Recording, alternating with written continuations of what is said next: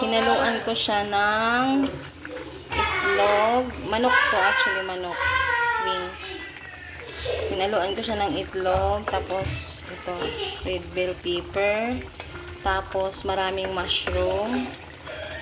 Mushroom. Ayan, may darsim din yung ingredients doon sa kwait. May mushroom siya. Itong kahoy na to, darsim yan. Cinnamon sa English.